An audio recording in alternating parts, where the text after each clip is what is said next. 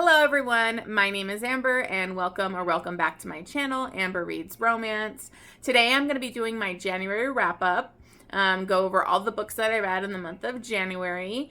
I did read 21 books, so I want to just dive right in and go through all those books. Hopefully it won't be too long of a video, we'll see how it goes.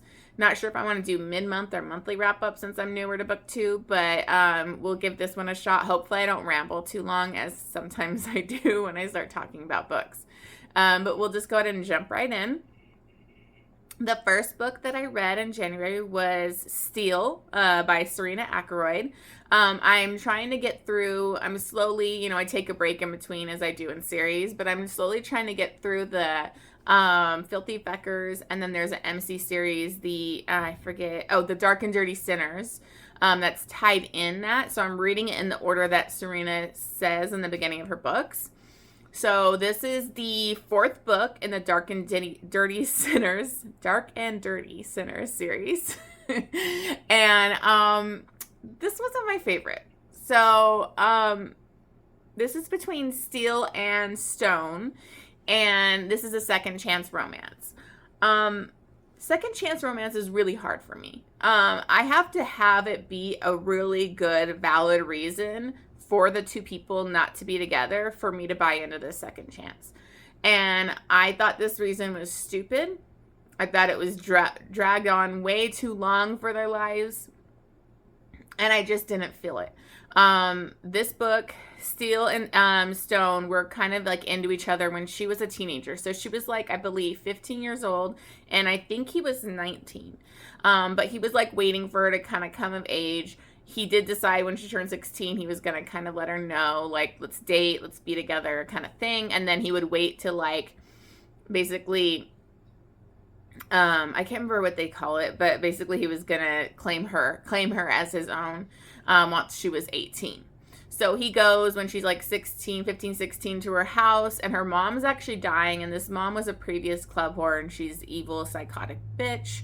And she tells him, oh, if I would have known you were just like your father, I would have sold my daughter to you a long time ago. And he's like, what the hell? He doesn't know who his father is. And so that's how he finds out that his father is from book 1 in this series, Nyx. His uncle had raped his little sister, and she ended up killing herself. Well, it turns out that uncle is Steele's father. So he loses it, he leaves, and he basically completely ghosts Stone, drops her. Her mom dies. He's not there for her for the funeral. She ends up having to like live with the president, like the prez.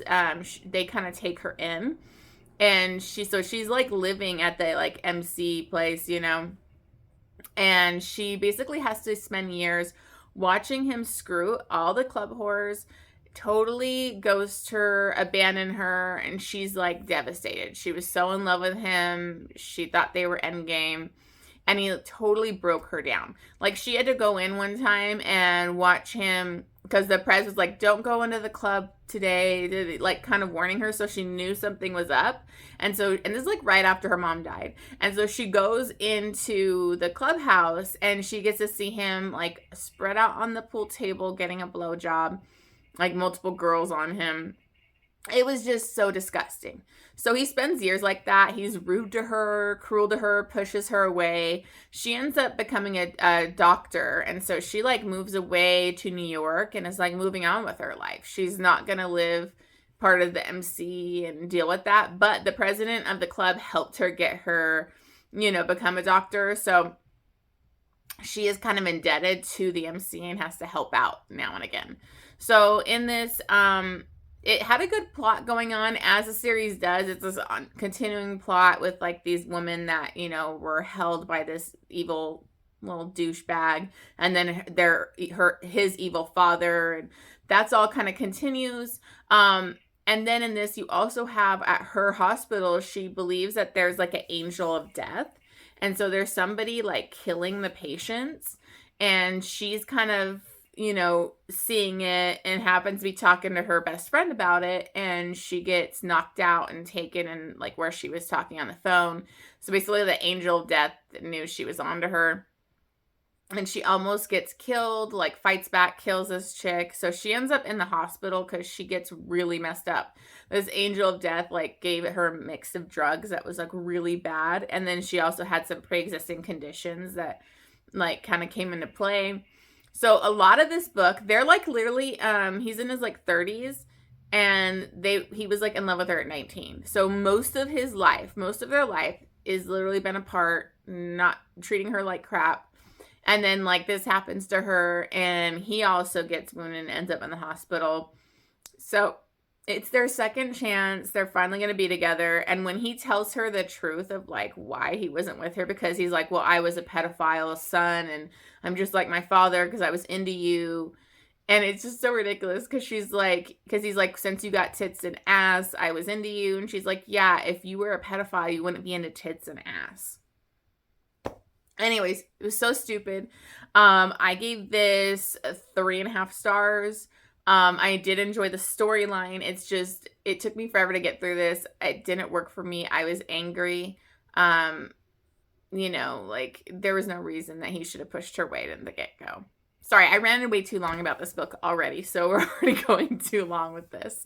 But anyways, 3.5 stars. I'm definitely continuing with the series. It's just, not every book is going to fit for me. So the next book I read was Midnight with the Devil by Emma Castle. And this was such a fun, quick read. I actually listened to this on AnyPlay, and it was really quick because I usually listen at like double speed. But this is basically a deal with the devil, just like it's saying on here. And you have Lucian Star, who's Lucifer, and Diana. So Diana's father is dying, and he is in the hospital, and she ends up being like kind of like praying in like the chapel and everything. And Lucian Star needs to get like the most innocent, whatever souls kind of to keep the evils in hell away from being like released. And so she's like the most perfect one because she's literally willing to like sell her soul or whatever to save her father. So he ends up he needs to corrupt her innocentness and her soul and whatever. So he ends up approaching her, making a deal like, I'll save your father. And then she has to spend like be 3 months of like whatever he wants, hot sex. And it was just fun. It was a nice little read after being irritated after the last book I read. And there was hot sex scenes, and it turned out in a different way than I thought it would. And so I ended up giving this 4 stars. It was very enjoyable, and I would definitely recommend it. It's a nice, quick, easy read for you. So I went to finish the series of the Voyeur series by Fiona Cole. I read Teacher, and this was... It was okay. It wasn't amazing or anything. It's still, none of the books really lived up to the first book to me. And this one did have some good, heavy subject matter in it, but I felt like it was really rushed, and we didn't really go into the deeper aspects of everything, because earlier in the series, you have Hannah, and she was actually abducted with her twin sister when she was really young, and they were sold into like sex trafficking and all that kind of stuff. Her twin ends up dying. And so she has severe trauma and sexual trauma, obviously, from this experience. So she doesn't really know how to talk to guys. She doesn't know like how she can be sexual. And so Daniel is actually the owner of this sex club that, the Voyeur club that we've seen throughout this series. And he kind of offers to help her, like, hey, why don't you watch a scene? It could be really basic. They could just do missionary or like intimate. It doesn't have to be kinky at all. So you can kind of get used to it. And she kind of, because of like the dirty talk that was said in it, it kind of triggered her, and she ended up leaving all freaked out. And so he's like, how about we pick something? I'll sit with you. And he kind of slowly starts like holding her hand or touching her, knowing like touch therapy, kind of like that touch can help. And so they kind of come to this agreement where he's going to help guide her through this. And then obviously it leads into like them having sex and all that kind of stuff.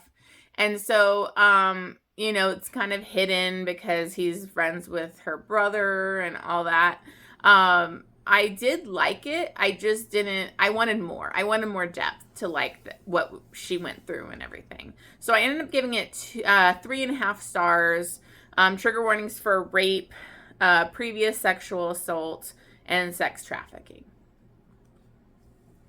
So then I continued the series, The Perfectly Imperfect. I read the series that's by Neva Altaj, and I hope I'm saying her name right. But it's Broken Whispers. This is book 2, and it's between Mikhail and Bianca, and I loved this romance. Like, it was so beautiful. It's a damaged, scarred hero and a ballerina, and this is a mafia romance, obviously. And what we have is, like, kind of they need to do an arranged marriage. And she just ended her she was like a prima ballerina and basically was kind of like injured, so she knew she wasn't going to be as good as she always was, so she wanted to end on top. So she ends up, retiring as a ballerina. And her father's like, okay, well, now you need to step up and I'm going to have you in, arranged marriage. And Mikhail actually is one of her biggest fans. He would go to all her shows. He was like totally into her, like, and so when they brought up who this was, and he was not interested in arranged marriage, but when he heard who it was and didn't want her to be with one of the other guys, he's like, no, I'll do it. So what shocked, the leader of this, the Bratva, he was like, seriously, you want to do this? And so he ends up going into this marriage, and it's just really sweet because he's scarred and was badly tortured. Like, his storyline is, like, when you get his background, it's just so sad and devastating. And but like Bianca, she doesn't even care about his scars. She's really attracted to him, wants him. And so she kind of has to keep letting him know, like, I'm into you, like, I want this.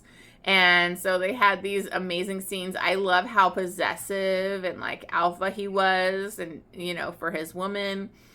And I love my over-the-top possessive heroes. So this was a great read. I loved it. And I'll definitely be continuing with the series. So went to trying to read more historical. So I read Lorraine Heath. I read Texas Destiny, and this is kind of different than the other Lorraine Heaths that I've read. More of like it's a Western, romance. And we have Houston and Amelia. And basically this is like your fiance's brother. So she's kind of like this mail order bride. And she's supposed to marry Houston's brother, but he got injured, so he can't come get her because it's quite a distance to travel to go pick her up from the train. And so he ends up going to pick her up, and he's also a damaged hero. Was scarred from like the war and everything, and he has some trauma and guilt and all that kind of stuff. So he's like that hero that feels like he's not good enough. She belongs with somebody like his brother and all of that. So they end up, it's like this forced proximity road trip, even it's like on horses, and they go through, it's, a Western. So they go through all these kind of trials and tribulations on their road trip home, and they end up really falling for each other and building like this great connection. And they had great, chemistry and all that. And then they get home and it's like she's gonna marry his brother. I really liked his brother. They didn't make it out to be like the villain kind of thing. And then the younger brother was really a cute, character as well. So there was a little bit of angst at the end there with that, because he wasn't gonna fight it. Like, he was just gonna let her marry his brother.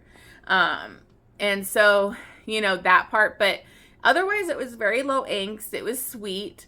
I gotta say, this had like 0 steam in it. So that's what kind of shocked me, because Lorraine Heath can bring the steam. And so there was like nothing happening with them sexual wise till like the very end of the book. And it was very like rushed. So, I mean, that's probably what she wanted. So it's nothing against the book. I still gave it 4 stars. I just kind of went in thinking it'd be more steam. So I do want to continue with that series as well, but I don't know when I'm going to get back to it.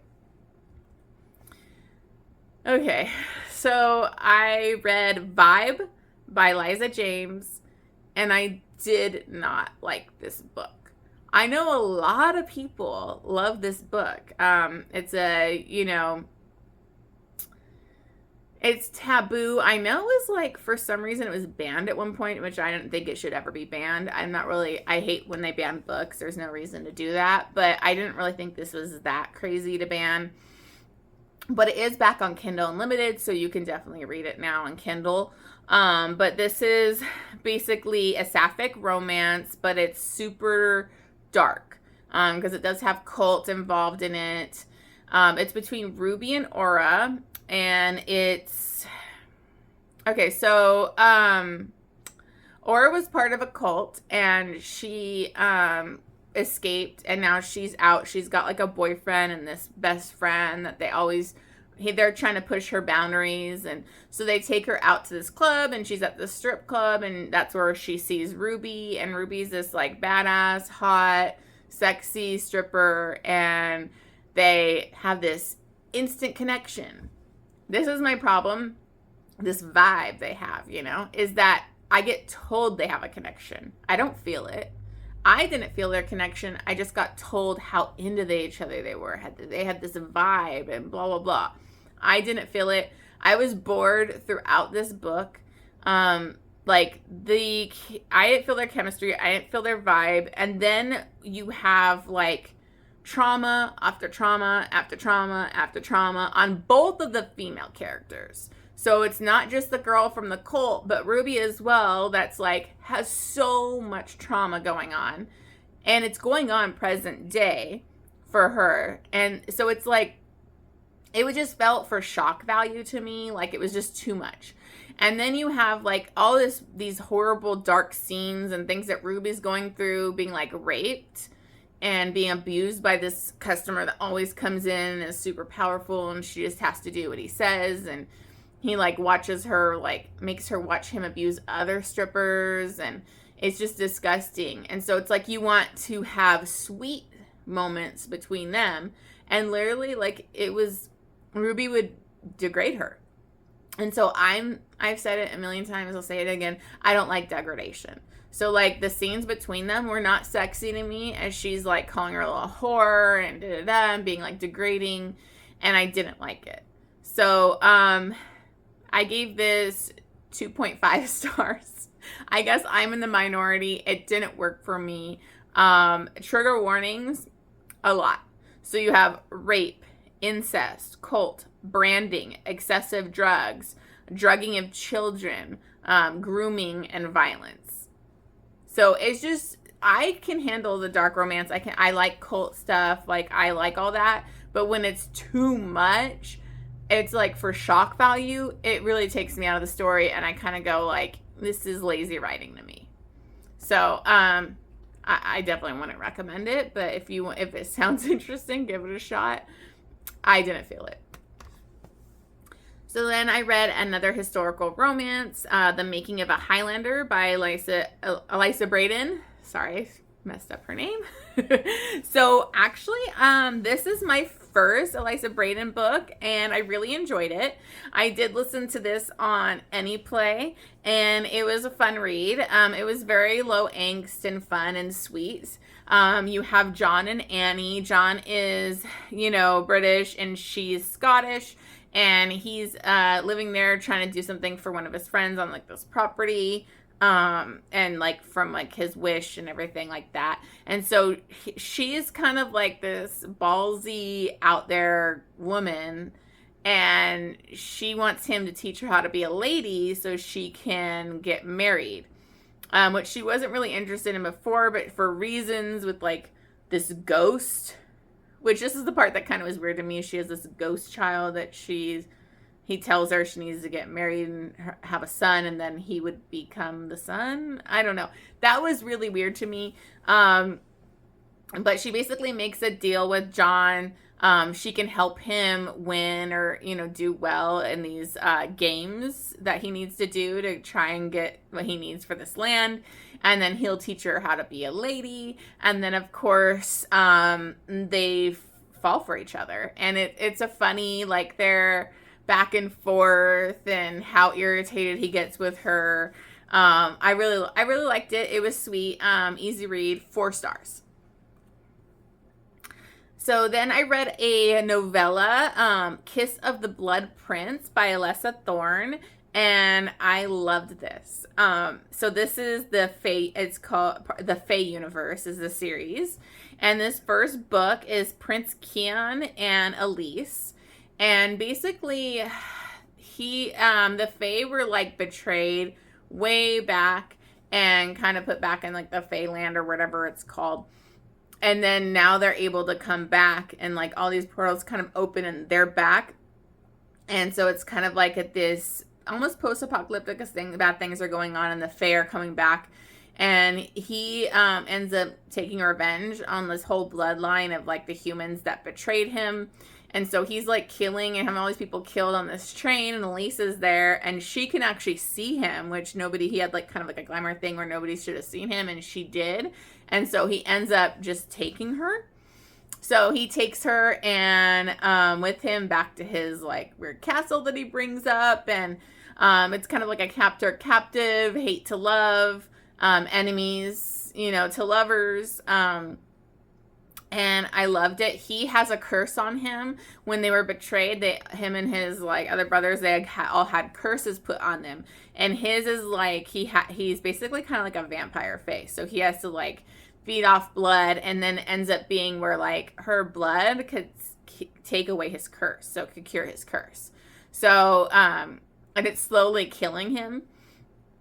So they kind of come to a deal where he will have her, like, she'll give his blood, but she has to give it to him freely. And so he wants her blood, and then he'll let her go. And then, of course, they're fated mates. So, and I love fated mates. So I love this. I gave this 5 stars. It's actually has quite a bit going on for a novella. A lot of times that's rushed, and you feel like you don't really get any character development or anything in those novellas. And it really had it in this. So I absolutely loved it. And I continued on with the series, which you'll see. But I definitely recommend it. It's a great novella. Okay, so then I went back to Serena Akeroyd's series. So we went back to the Filthy Feckers, the 5 Points Mafia. And this is Filthy Dark by Serena Akeroyd. And this is... gosh, I can't remember which book it is. Oh, I think it's the 3rd book in the Filthy Feckers series. So this is between Declan and Ayla. I hope I'm saying her name right. And this is also a second chance romance, but this one worked for me. So I was worried about it because this came right after the MC one in the series. That was the second chance that didn't work for me, but this one did. And what's crazy is it has a trope that I don't really like, which is she had like a secret child. I mean, this child is like a teenager now, because they've been apart for years. But there was reasons, and I think that usually works with mafias. If there's usually a good reason that she didn't tell him about the child. And what happened was when they were in high school, he was dating her best friend. But he was dating her because he was forced to be with her. Basically, this girl had like blackmailed him. She had something that could like ruin his life, ruin everything for his family and his dad. And so he was forced to be with her. So he hated her, but he falls in love with Ayla, who's like her best friend. And they basically, so they're cheating on it. This is like just kind of some little bit flashback showing their past.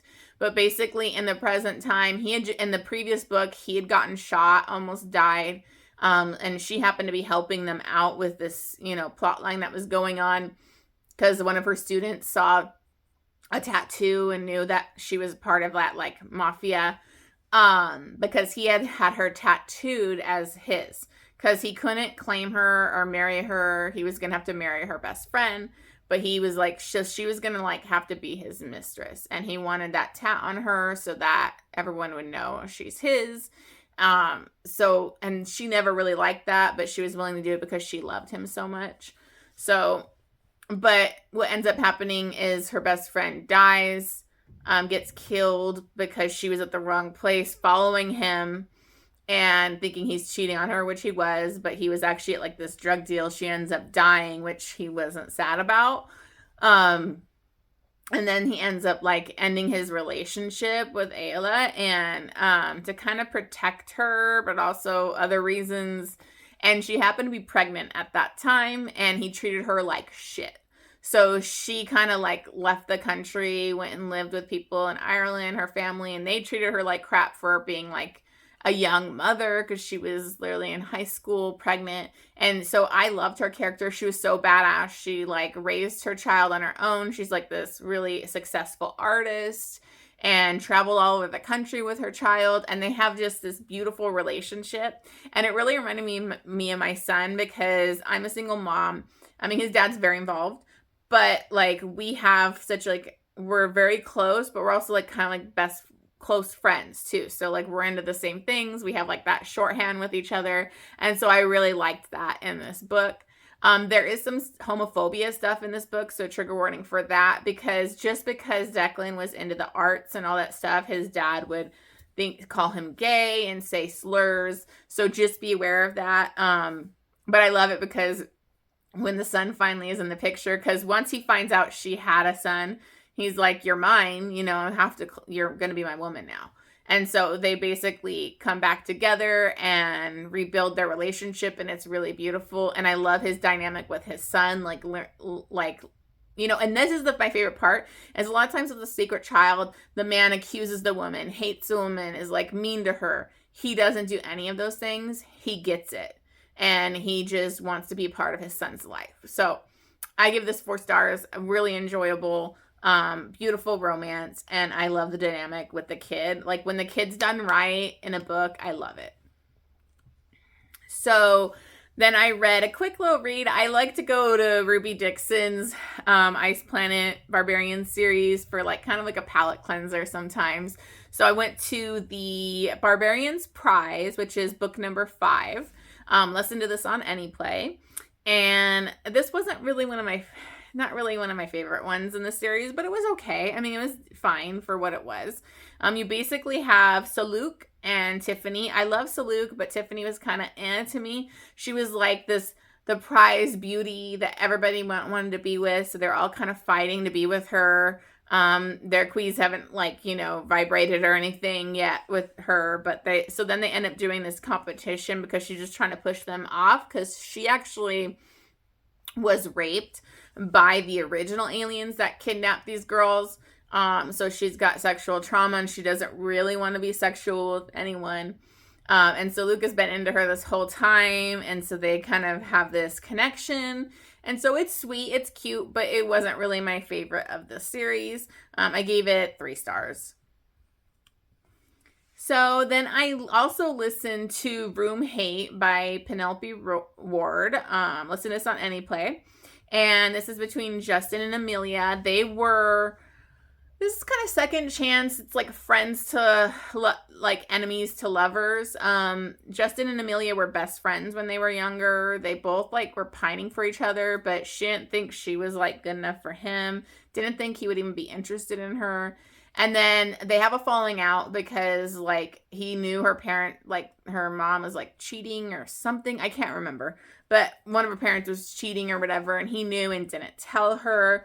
And so I can't remember if their parents were cheating together. I'm sorry, I can't remember. Obviously, just stick with me. But they had a falling out, and then what ends up, he kind of was like, her grandma was like very close with him. He was kind of like a found family thing where she like really helped take care of him because his home life wasn't great. And then so when she passes, she leaves this summer house that she has out on the beach to both of them. So they end up having to share it. He has a girlfriend, and she basically is up there, you know, and they have to share it. And his girlfriend's actually really nice. So I liked how they didn't make her like this villainous bitch character.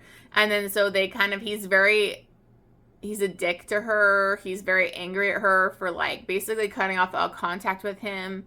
And so it's basically they're slow, like talking it out, becoming friends, talking about their feelings, and, you know, things go from there. There is actually like a surprise baby, but it's not his baby. So that's a whole other like second half to the book, is like she ends up having, you know, breaking up with her boyfriend, having a baby, and then like their dynamic, because he didn't really ever want kids. So I thought it was okay. Like, it wasn't that great. But, you know, it was a decent read. I just didn't really, you know, totally feel their connection. And that's part of my problem with, like, I have issues with Second Chance and Friends to Lovers. Sometimes it just doesn't work for me. But that's just a me thing. So I gave it 3.5 stars. So then I read Funny Feelings by Tara DeWitt. And I saw everybody blowing this up on BookTube, so I was kind of nervous, as I usually am in that situation. But I really loved this. This was like a very sweet, like kind of warm feeling comfort read. So you have Meyer and Farley, and this is actually a Friends to Lovers that works because like there's major mutual pining going on. Farley is a female comedian, and I actually really love that aspect. I know a lot of people may not like the gross, you know, body humor or whatever, but I actually really think it's really funny. She reminded me a lot of one of my favorite female comedians, Nikki Glazer, and I just loved that. And then Meyer is her manager, and like basically like her best friend. They, you know, met, and she helped out his daughter who was deaf, and she knows sign language, and kind of made her birthday a hit when it was failing. And then, you know, he ends up helping her. He was a comedian as well, but he kind of stepped out of it when he had his daughter. The mom, you know, isn't involved. Tragic situation there.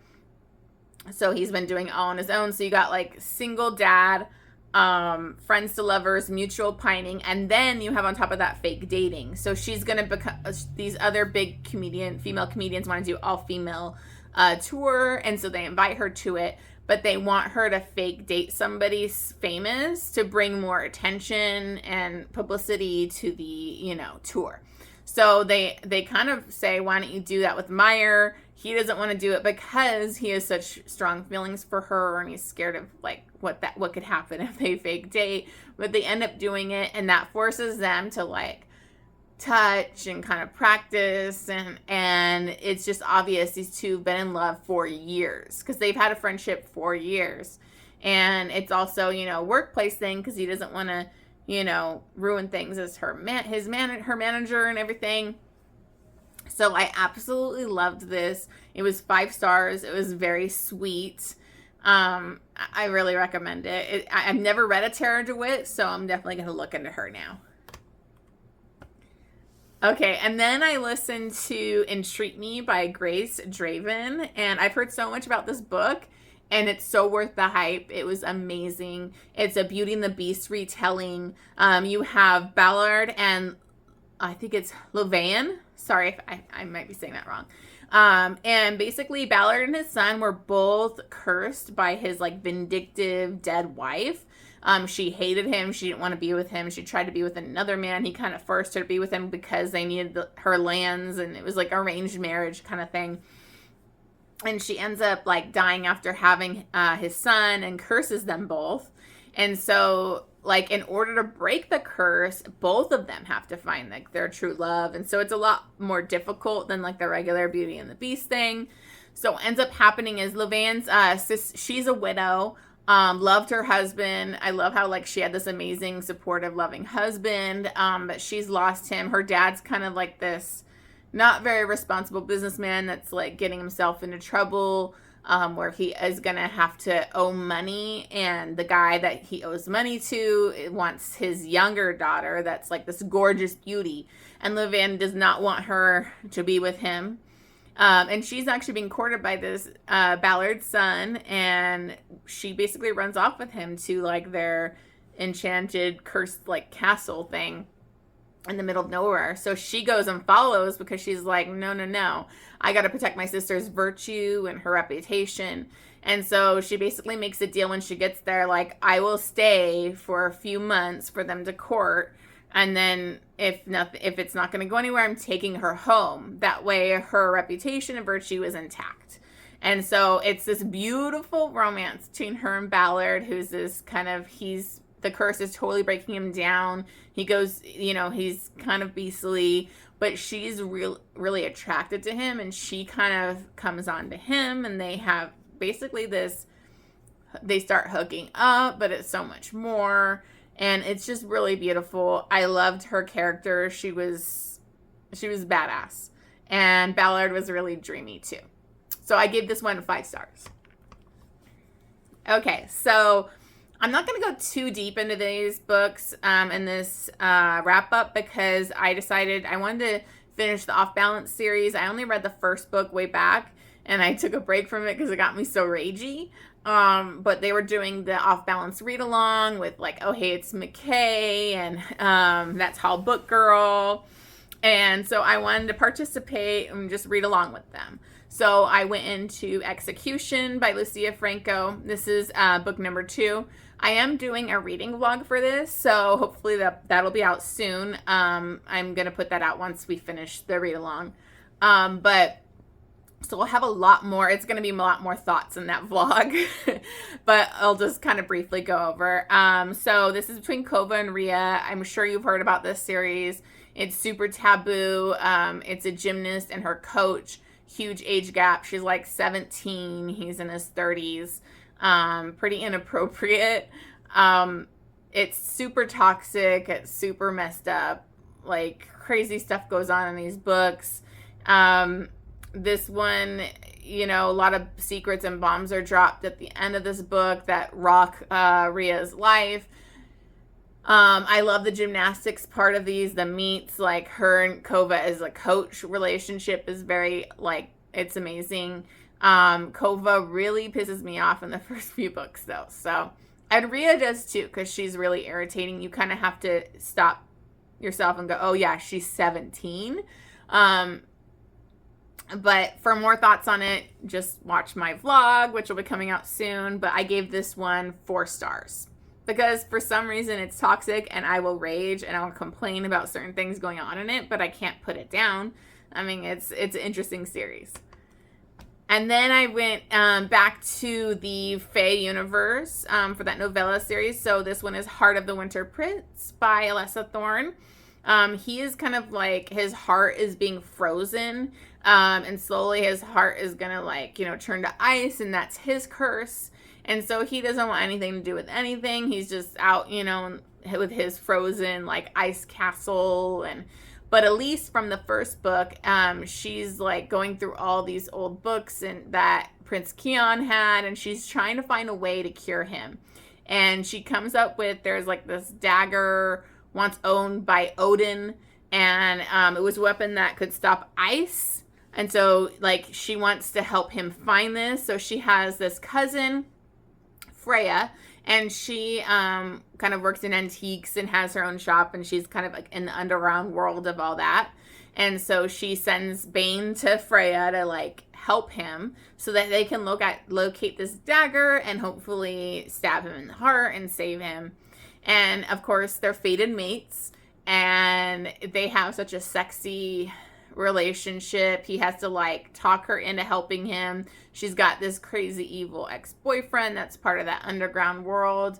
So there's a lot of action in this, and I just really enjoyed it. I think the series is really cool and sweet, and I can't wait to read the next book. This one I gave 4 stars. So then I listened to A Lie for a Lie by Helena Hunting. I actually listened to this on Audible because it is part of your Kindle Unlimited, the read and listen for free. So it's on there if you're interested. And this was a quick, hockey, fun little romance between RJ and Lainey. And basically, RJ is going to Alaska. He always goes with his brother. They used to go with their father, and, you know, they would be fishing and stay in like their house out in Alaska. But his brother ends up not being able to go last minute because his wife's pregnancy is having some issues. And so he wants to be at home with his wife just in case. So RJ just goes by himself because he needs to get away. He had this kind of like, you know, bad reputation of hooking up with lots of girls. And so he kind of like hates that. And he flies out to Alaska. Lainey is on the same plane, kind of like accidentally falls into him and moves on. And then when they're on this smaller plane to go out to where they're at in Alaska, she sits with him and he kind of like helps her through like her being scared on the plane. And he ends up driving her out to her like little cottage that she's basically out there to do her like her master's to get a break. She's got like multiple degrees. She's like that brainy, cute, sexy, quirky girl. And not his usual type, but he really is into her. and he sees how bad her place is and kind of invites her to like visit him at his. And so they end up spending like a couple months together just in this amazing falling for each other really fast. But he gets called away because his brother's wife is like going to labor and there's a lot of difficulty. And so he has to fly out to help be there for his brother. And, you know, so that kind of cuts their time together. And he's supposed to call her, but then the lines go down and they never had given each other cell phone numbers. She leaves a note. So basically, like, she didn't know who he really was because the big problem in this is he lied about being a pro hockey player. So she couldn't find him, and she needed to find him because, spoiler, she gets pregnant. So it's a surprise baby, but she couldn't tell him about the baby because she didn't even know his last name. She tried looking for him, and she thought he was like an alpaca farmer or something, so she could never find him. So they eventually run into each other, like I think a little over a year later, and she has a baby. So then it's like they're kind of like romance and trying to be together again. So I found it really sweet. It was cute. I gave this 4 stars. Okay, so then I finally continued the Salacious Players Club series, and I read Give Me More by Sarah Cate. This didn't really work for me, and I know a lot of people love this book, and I'll tell you why. Okay, so this is a poly romance between Hunter, Drake, and Isabel. Hunter and Isabel are married. They've been married for a long time. They have a happy marriage. They love each other. It's all good. And then Drake is their best friend. And Drake is kind of one of those characters you loved from the previous books. He's kind of like that playboy. He doesn't have relationships. He's bi. You know, he's very sexual, and, you know, definitely he like does the construction or sets and all the different designs at the club. And he's been best friends with Hunter since they were kids. They kind of grew up on like the wrong side of the tracks and went through not great home lives. And so they've always been together. So like Hunter fell in love and was like obsessed with Isabel when she was like young. And he like waited till she came of age, but then they were together. And he wanted to turn his life around for her. And so that's when he started, you know, trying to be better because he was not doing great things at that time. And when he becomes part of the Salacious Players Club thing, he kind of brings Drake along. Drake's always been like this third wheel to their relationship. They're always together. They always do things together. So I liked that dynamic of them being all so close and everything. But what ends up happening is they go on this road trip to look at other sex clubs to kind of get ideas for their expansion of this club. So anyways, so they are going to expand the club. They're on a road trip, and they end up going to a club where there was a shrubby scene. Shibari? I can't remember how you say it. Sorry.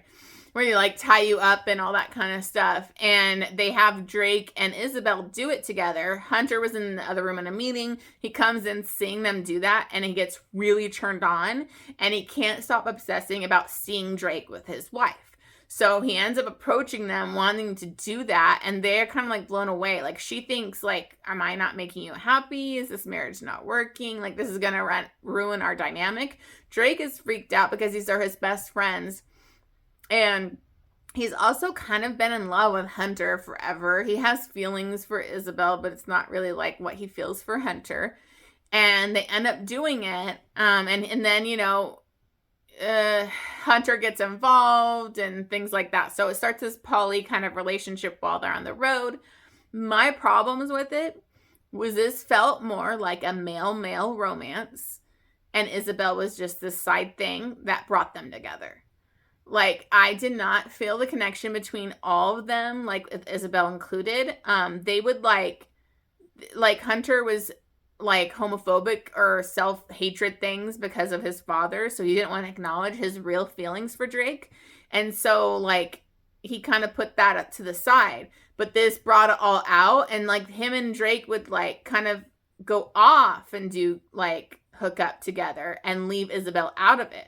And then I felt like she was just kind of used to bring them together. Like, I didn't feel the connection like Isabel was this really important part of this dynamic. Like, I really felt like it was a Drake and Hunter romance, and Isabel was along for the ride. So that's kind of why it didn't work for me. So anyways, I gave this 3.5 stars. It didn't really work for me. The sex scenes were kind of because I didn't really feel a connection. The only like hotness was when like Drake and Hunter were off doing stuff alone. But then you felt kind of icky because they weren't even involving Isabel. Yet when the third act conflict happens and like Hunter bails on them, like Drake and Isabel can't have sex. They felt bad having sex because he wasn't involved. But then, like, Hunter and Drake would hook up when she wasn't around. So, I don't know. I just didn't really buy into this. I'm excited to read Mercy because I've heard lots of really good things. And I want to read An Older Woman, Younger Man. So, I'm definitely continuing and finishing the series. This one just didn't work for me. Then I went to book 2 of the Fae Guardian series, The Solace of Sharp Claws by Lana Pecherczyk. I don't know if I'm saying that right. Every time I say her name wrong. Anyways, this is, I listened to the first book like the previous month and I really liked it. This is on Anyplay as well. And it's between Thorne and Laurel. Thorne is the son of Rush from the first book. Rush had that curse on him, so he wasn't allowed to be a part of his son's life because he did like the, unsanctioned breeding or whatever where he wasn't allowed to have Thorne. So Thorne's pretty angry about it. I didn't like how angry he was towards Rush most of this book because it's like he had no choice what happened to him. But Thorne is like this angry, grumpy, asshole character that was like forced to become a fake guardian. And Laurel is a human that also woke up in this time. And she was this badass bitch that had like this workout, health empire. And I really liked her character. She went head to head with Thorne and didn't take his crap.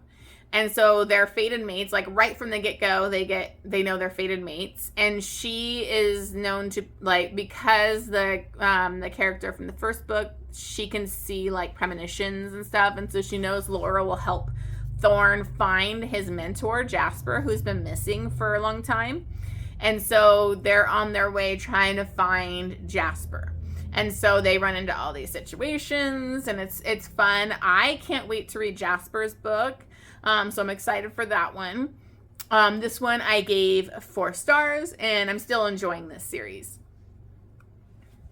So then I went back to the read-along for Off Balance, and I read the 3rd book, Release. And again, this is Kova and Rhea. Fuck up shit going on. There is a big cliffhanger in book 2 and a lot of fallout from it. And so this picks up right after that. And Rhea is betrayed by Kova, basically. I won't go into what happened. But most of this book is like her not being with him and like putting her foot down and him trying to like build that trust back. And, I really loved all the gymnastic stuff, like their relationship, like the devotion he has to her, the way he's so supportive of her as a gymnast is beautiful. And she's really becoming like this badass gymnast trying to get to the Olympics. And so I really do enjoy that part of the book. These are longer and it's like a 5-book series, so it is a big commitment, but I'm actually enjoying it. This one I gave 4 stars as well. And then I went to a book, a novella series, the Mindfuck series. So I read The Risk by S.T. Abbey, and this is so worth the hype. I saw so many people do videos on this, and as always, I'm like, oh, I don't know if I want to read it because everybody loves it. Well, I love it. Like, I love this series. So it's the Mindfuck series. This is between Logan and Lana. Lana is a female serial killer, and you were rooting for her. She got totally screwed and tortured and raped, and horrible things happened to her by this group of men with her brother, and bad stuff happened to her father. And so this is her revenge, and it's this long endgame revenge. And so it's her romance with an FBI profiler, and so it gives you Criminal Minds vibes. Lana's really smart and badass, and Logan is just so sweet and attentive, but like this brilliant profiler, and I just loved it. Gave it 5 stars. Then I went right into the second one, which is Sidetracked, and it just keeps getting better, and it was amazing. He's also hunting down another serial killer, so I like that part of the plot line. What's amazing about this is that it's like, you know, multiple storylines, multiple serial killers going on in the same story. And so Lana may be targeted by the serial killer because he's targeting Logan, and he might go after his loved ones. So, and Lana's not mad about it. She wants him to come for her so she can get this guy. She's a badass. So I gave this one 5 stars as well. And that was actually the last book. So those are my books from January. Hope this wasn't too long. Thank you so much for sticking to the end. If you could like and subscribe, really appreciate all the support I can get since I am newer, and it's just great to be part of this booktube community. Thank you so much, and I'll see you again soon.